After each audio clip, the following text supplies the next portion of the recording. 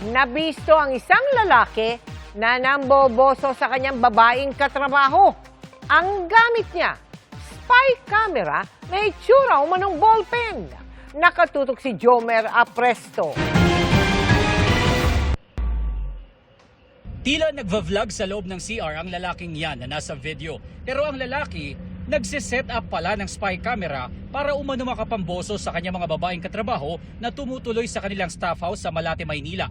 Ayon sa admin ng staff house, naliligo ang isa nilang katrabahong babae nang mapansin ang isang hugis ballpen na nakaipit sa gilid ng inidoro. Nang inspeksyon nila, nakita na may memory card sa loob ng ballpen, kaya tinignan daw nila sa computer.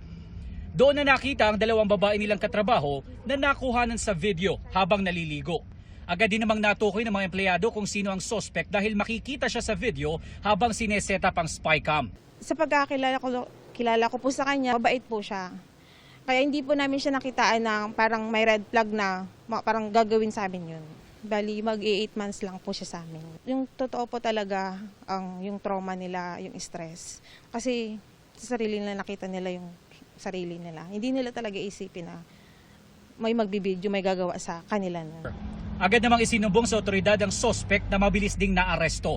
Ayon sa barangay, may posibilidad na dati nang ginagawa ng suspect ang pambubuso pero ngayon lang siya nahuli ng mga katrabaho. Malamang ho na matagal niya nang ginagamit yun, nakakabit dun sa CR na yun.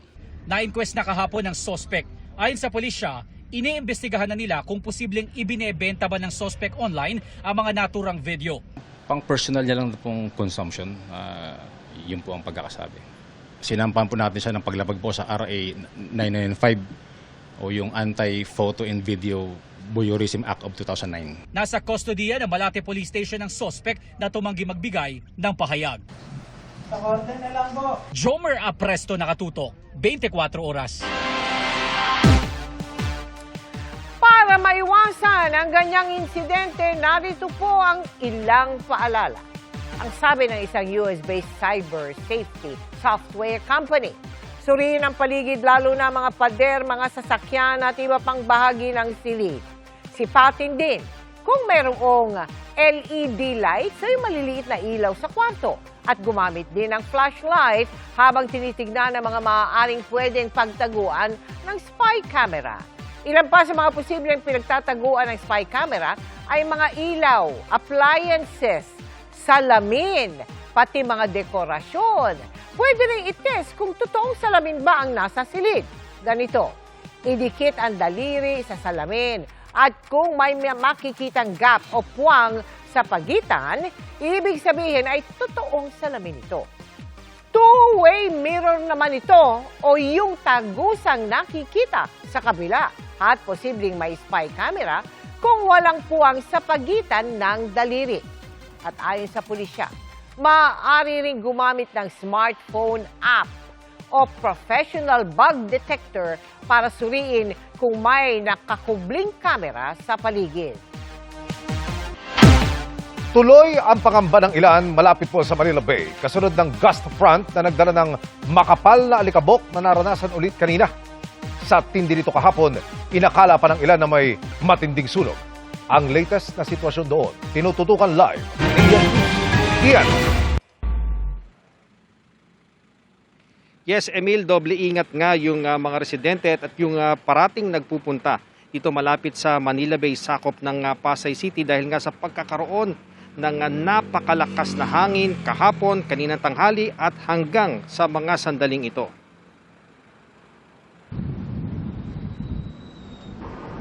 Hindi lang pinapasok ng bugso ng hangin ng kubo ng mangingisdang si Arvin Loteria. Ang hangin tila usok umano dahil sa alikabok na tingin nila ay mula sa mga nire-reclaim na lugar sa Manila Bay. Ganito raw ang naranasan nila kahapon matapos ng magkaroon ng gust front. Na ayon sa Pag-asa ay unang bahagi ng thunderstorm. Malakas na hangin ito na pwedeng mag-angat sa alikabok at iba pang particles kaya nagmumukhang sandstorm. May mga reclamation activity sa Manila Bay, sakop ng Pasay, na gumagamit ng buhangin bilang panambak. Sumisilong lang kami sa katulad ganina meron, sumisilong lang kami sa kubo namin. Di kalayuan sa annex parking ng Senado, may mga nakatira naman sa makeshift na tahanan. Isa na si Mercy de la Cruz na inakala umanong may sunog kahapon nang makita ang tila makapal na usok. Ang akala lang namin, sir, may sunog nung una eh. Pinapanood lang namin kung saan talaga nang galing yung mga usok-usok na yun. Ang dabawenyang si Aisha Ibero, natakot daw sa nakita kaya pumasok siya sa tinitirahan. Face mask po kami. Number 1 po makakatulong ang face mask. Kaninang tanghali, may gas front muli na napansin sa lugar. Tuwing lumalakas ang hangin, kapansin-pansin na lumalabo ang papawirin. Emil, sinikap nga nating makuha yung panig ng Pasay City Hall patungkol nga doon sa nangyaring gas front dito sa kanilang syudad. Pero ayon sa kanilang Public Information Office, wala pang statements sa ngayon ang kanilang syudad. Kanina, Emil, ay malakas ang hangin pero sa mga sandaling ito ay bahagya ang pag-ambon dito sa area ng Pasay City. Yan muna ang latest mula rito sa lungsod ng Pasay. Balik sa iyo, Emil. Maraming salamat, Ian Cruz. Bumaba ang poverty incidence sa lahat ng 18 rehiyon sa bansa mula 2023 hanggang 2025. Ayon sa Philippine Statistics Authority, 6.4% ang naitalang poverty incidence sa Pilipinas noong nakaraang taon. Mula yan sa 10.9% noong 2023. Ang 6.4% poverty incidence katumbas ng 1.90 million na pamilyang Pilipino ayon sa PSA. Ang mga rehiyon, pinakamalaki ang ibinabang poverty incidence sa Bangsamoro Autonomous Region in Muslim Mindanao o BARM na naitala sa 12.8% mula sa dating 26%. Nananatili namang least poor o pinakamababa ang kahirapan sa National Capital Region na may 0.6% na poverty incidence. Pinakamataas naman sa Bicol Region na nakapagtala ng 16.8%. Pinagsisira ng mga tauhan ng Philippine Drug Enforcement Agency ang mahigit 2 toneladang iligal na droga na nasabat sa bansa. Nagkakalaga ito ng 12.34 billion pesos. Ayon sa PIDEA, ito na ang pinakamalaking volume na sinira ng ahensya ngayong taon. Pinakamarami umano sa mga ito'y shabu na galing po sa malalaking drug operation sa Valenzuela City at Mimaropa. Isinailalim ang mga iligal na droga sa thermal decomposition sa isang waste management facility sa Cavite. Kailangan operahan sa balikat at paa ang isang street sweeper matapos siyang makaladkad ng dumaang delivery truck. Nahuli kami yan at tinutukan ni Darlene Kai. Nagwawalis ang street sweeper na si Cora sa Valenzuela noong Martes nang dumaan ang isang delivery truck at bigla na lang siyang nakaladkad. Sa bilis at layo ng pagkakakaladkad ay humampas si Cora sa katabing poste at napunta sa kalsada. Hindi kita sa video pero sumabit pala ang truck sa isang kable na siyang humila kay Cora na isa pa namang senior citizen. Ang videong ito ay binahagi ni Mayor Wes Gatchalian sa kanyang social media page mula sa post ni Koizky Spotted PH. Agad isinugod sa ospital si Cora na sugatan dahil sa insidente. Kinailangan siyang operahan sa balikat at naghihintay din ng operasyon sa paa. Agad namang naglunsad ng investigasyon ng LGU. We're waiting for the full investigation kung paano po napulupot sa katawan po ng victim yung wire na ho yun at paano rin po na hook up sa bumper ng JNT without human intervention. Ang sabi ng driver, dumaan lang ho siya tapos parang nasabit at nahila.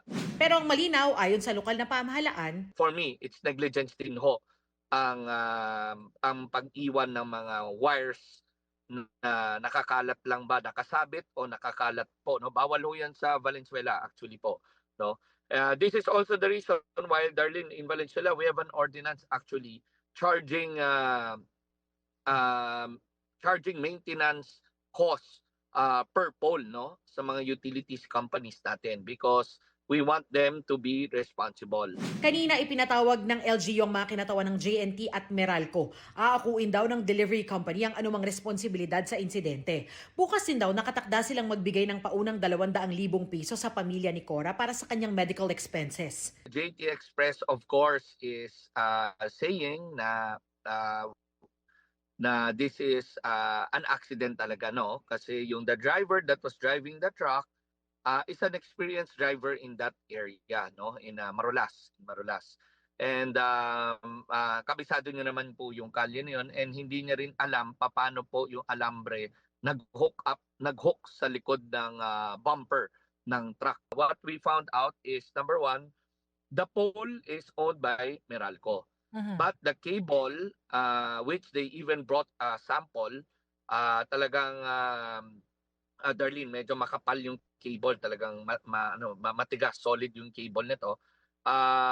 Their statement kanina during the meeting is they don't own the cable. Kaya bahagi ng investigasyon ng mga otoridad ay kung aling utility company ang may-ari ng sumabit na kawad. Bukod sa tulong medikal at pinansyal, nangako rin ng LGU ng legal assistance sa street sweeper. Patuloy daw mag-iikot sa syudad ang mga tauhan ng Valenzuela LGU para siguruhin na wala nang nakalaylay na kable para hindi na maulit itong insidente. Darlene Kai, Nakatutok, 24 Oras. Mga kapuso, nag-anunsyo po ng suspensyon ng klase bukas ang ilang lugar dahil po sa inaasahang epekto ng habagat. Wala pong pasok sa lahat ng antas sa pampubliko at pribadong paaralan sa bayan ng Macabebe sa Pampanga. Face-to-face classes naman ang sinuspinde sa mga bayan ng Aguilar, Binmalay, Bugalyon, Infanta at Lingayen sa Pangasinan. Gayun din sa Angeles City, San Fernando City, Magalang, Santo Tomas, Minalin sa Pampanga. Wala ring face-to-face classes sa San Simon, maliban po sa Concepcion Integrated School. Suspindido rin ang face-to-face classes sa ilang paaralan sa Mexico, Pampanga dahil po yan sa baha. Preschool to senior high school naman ang walang pasok bukas sa Kibungan sa Benguet. Habang preschool to elementary naman sa bayan ng Atok.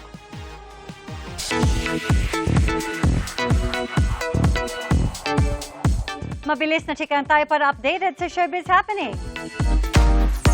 Sun's out and Andrea Torres is ready to slay. Looking extra pretty kasi si Andrea sa kanyang recent photoshoot kahit sa simpleng outfit na white shirt at shorts. Uy! Bati na ulit sila.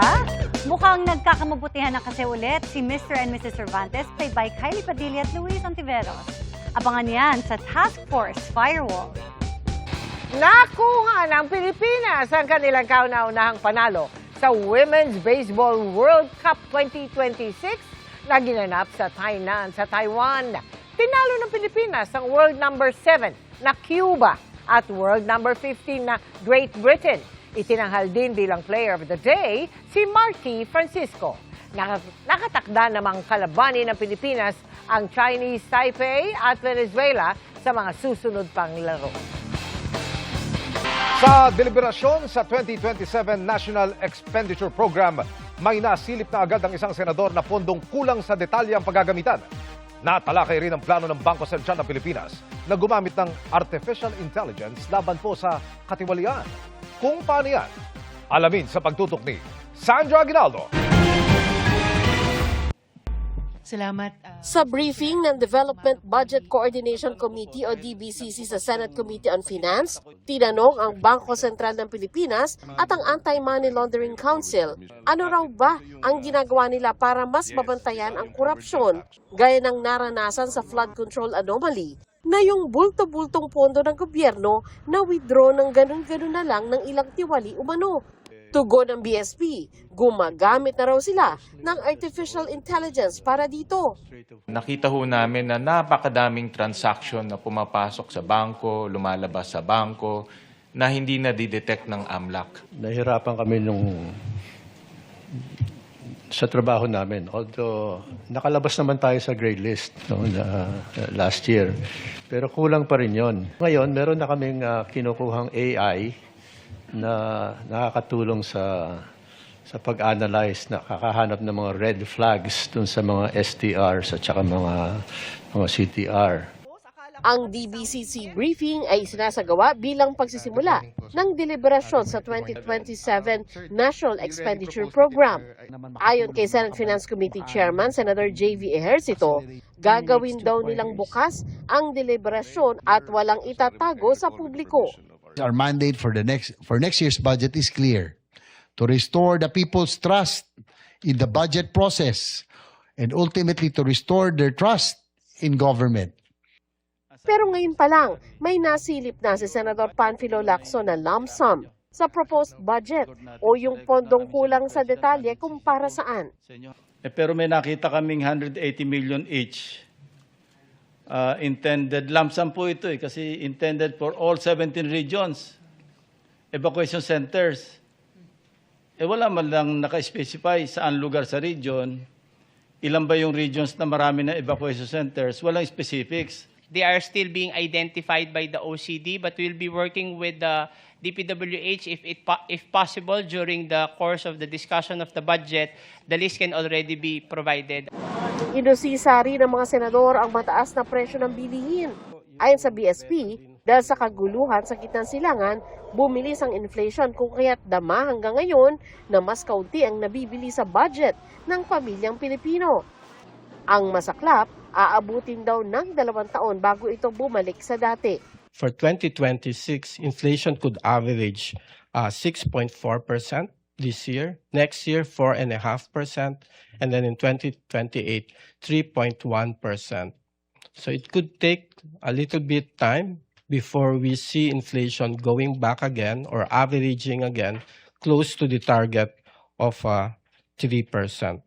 Susog naman ni Senador Kiko Pangilinan, mas madali kung uunahing pababain pa ang presyo ng bigas para dama agad ng mga Pilipino. Rice is very special. Ang rice kasi, ang tawag namin din, salient price. Napapansin ng mga tao yung presyo ng bigas. Na-affect yung expectations nila. Mas mabuti, itaas natin yung productivity ng ating agriculture para mas malaki ang production natin ng rice. Pagdating naman sa huminang piso kontra dolyar, sinabi ng BSP na walang madaling solusyon dito. Kanina, nagsara na naman ang palitan ng piso sa bagong all-time low na 61 pesos and 88 centavos kada dolyar. Pwedeng pigilin para bumagal pero hindi kayang pigilin hindi kayang i-fix, hindi kayang 60 pesos, ganun lang, hindi kaya yun . Mauubusan tayong reserves. Mauubusan tayo ng dollars. Pero kung mga mabagal, hindi naman masyadong inflationary. Pero sana, lumakas ang exports natin. Kulang na kulang . Isa raw sa nakikita ng mga opisyal na pag-asa sa hinaharap, ang kontrobersyal na Pax Silica project na itatayo sa New Clark City. Gumawa tayong paraan na palakasin ng exports. So yung halimbawa, yung Pax Silica, maaring makatulong sa exports yan, pati yung Luzon Economic Corridor, mga nakatutok naman yan sa exports .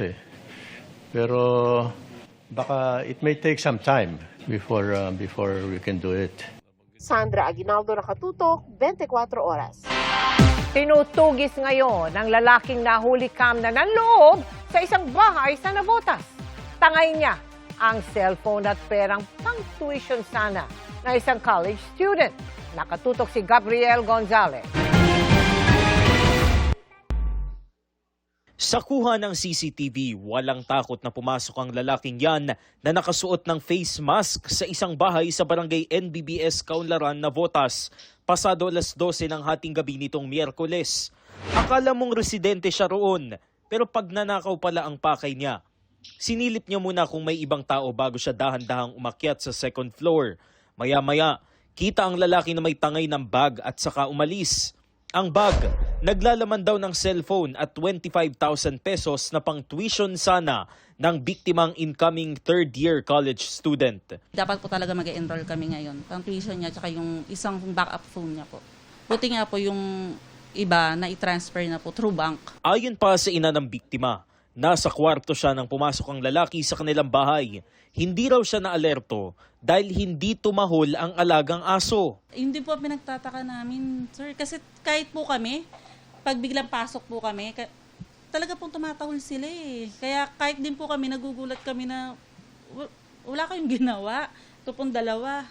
Kinukwento po sa atin ng biktima na lumabas daw po yung kanyang anak bandang 12:00 pasado ng hating gabi para puntahan daw po yung tindahan sa unahan. Sinarado po niya yung gate pero hindi po nakalakagaya nito at nang makita po niya na nakabukas na yung kanilang gate, chinat na po niya ang kanyang kapatid para tingnan ng CCTV kung may pumasok sa kanilang bahay. Pinapasalamat ko lang po. Wala po talagang nangyari sa akin. Kasi wala po yung father ko dito, malayo sa amin. Paniwala ng barangay, matagal nang inobserbahan ng lalaki ang galaw ng pamilya. Pagkaka-analyze ko po, Parang minanmanan na ho talaga eh. Akala mo nga, taga-room siya eh. Yung dire-diretso lang ho siya, wala siyang takot na ano eh. Yung buong sala, inikot niya hanggang sa umakyat siya. Second floor.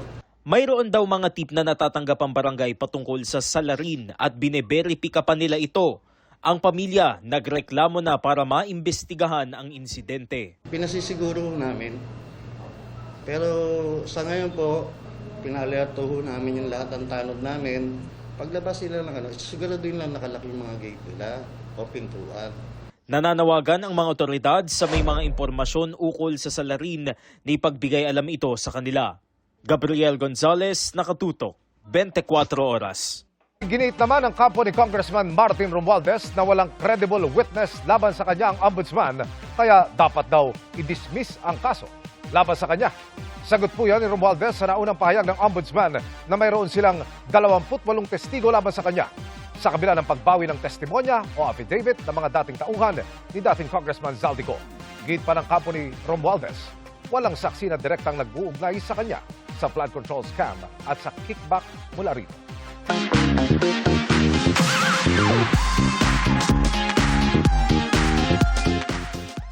Naka-experience na ba kayo ng plot twist? Ganyan mga kapuso, Ma'am Mel, ang nangyari sa isang lola sa Pulilan, Bulacan dahil ang kabaitang ipinakita niya sa bumili sa kanyang tindahan, masusuklian pala ng yakap sa taong matagal niyang hindi nakikita. Ilang bala ko? Isa lang po. Isa lang? Eh, lang pambili. Dalawa lang. Para pag naubos yung isa, may kakainin ka. Kilala mo ba ako? Di mo ba ako kilala?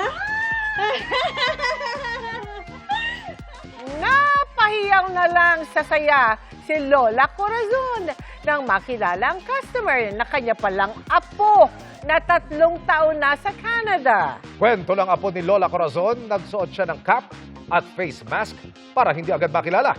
Kaya laking gulat daw ni Lola Corazon nang tanggalin niya ito. Normal din daw kay Lola Corazon ang pagiging mabait at mapagbigay. Kaya nga kahit isang candy lang ang kanyang binili, ay handa siya nitong bigyan ng isa pa.